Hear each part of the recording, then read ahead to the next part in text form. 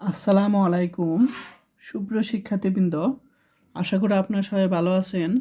আজকে আমরা অর্ডিনারি সাবজেক্টের চ্যাপ্টার 3.8 এর এক্সাম্পল 27 একটি প্রশ্ন সমাধান করব ইনশাল্লাহ।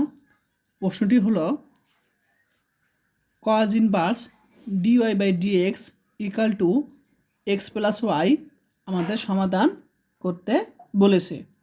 এই প্রশ্নটি 2013 সালে চলে আসছে, মোটামুটি ইম্পর্টেন্ট আছে। তো দেখো, আমি এখন প্রশ্নের সমাধানে চলে যাব। তো প্রথমে আমরা লিখব যে কোশ্চেনটা আছে সেটা আমরা প্রথম তুলব, যে দেওয়া আছে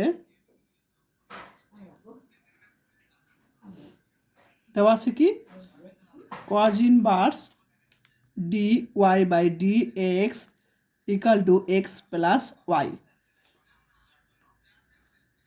এরপর আমরা কি করব, তোমার dy/dx এখানে রেখে দেব, আর cos ইনভার্সটি এবার চলে গেলে কী হবে, cos হয়ে যাবে, cos x প্লাস ওয়াই হয়ে যাবে। ঠিক আছে, এখন আমরা জানি যে চ্যাপ্টার 3.8 এর এখানে x প্লাস ওয়াই সমান আমরা কী ধরবো, বি ধরতে হয়। তাহলে আমরা কি করব, এটাকে আমরা বি ধরবো, পাশে লিখে দিব, এটা সাইড পাশে লিখতে হবে, দড়ি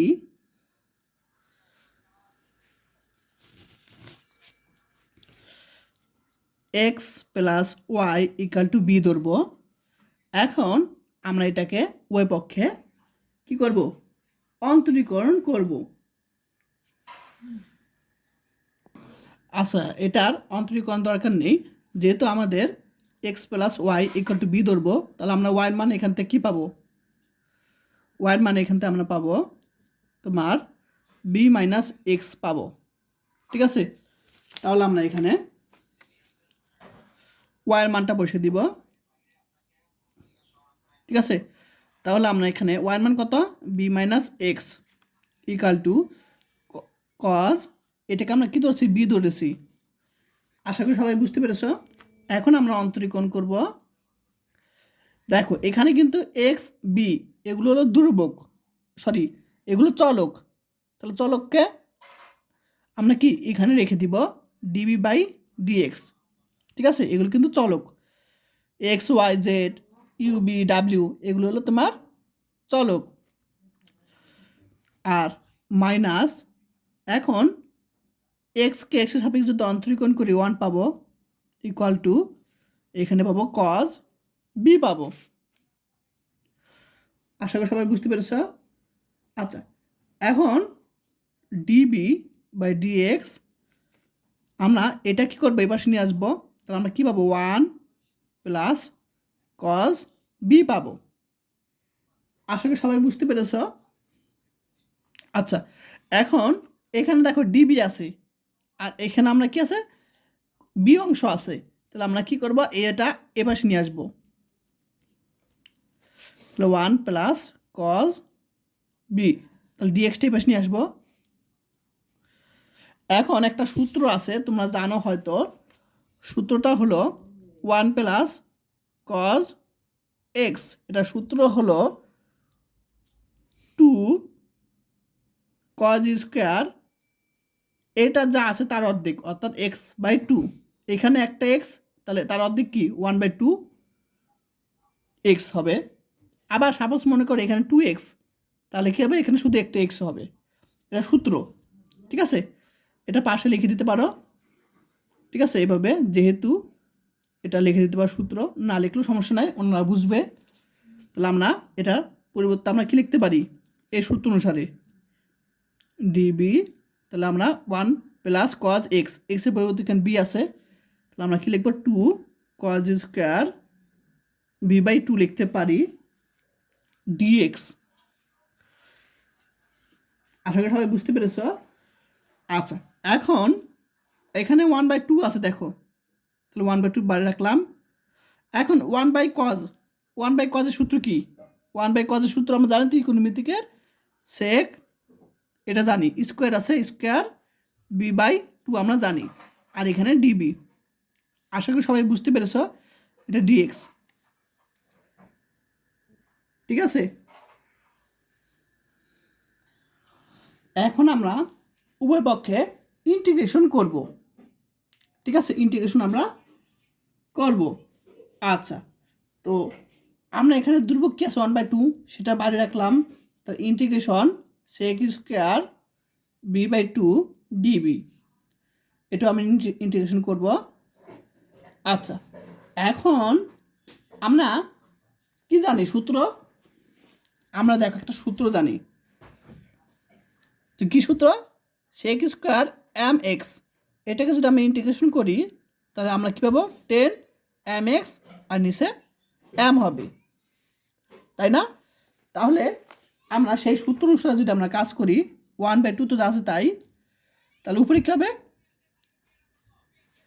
এখানে দেখো আমরা এক্সের বদলে আমরা ধরেছিলাম কি? বি ধরেছিলাম।